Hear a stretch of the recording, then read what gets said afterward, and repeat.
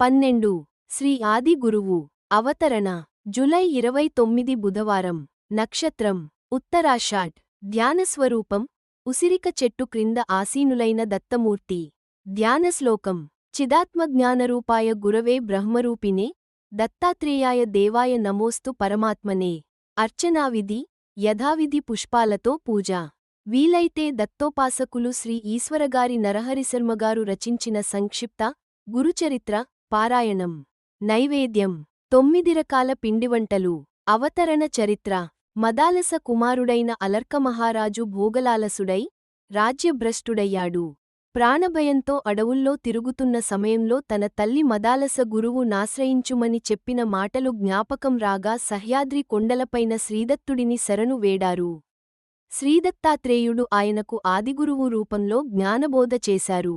ఆషాఢపూర్ణిమను గురుపూర్ణిమగా జరుపుకోవడానికి కారణం జగద్గురువైన శ్రీదత్తప్రభువు ఆ రోజున ఆదిగురువుగా అవతరించడమే. Thanks for watching.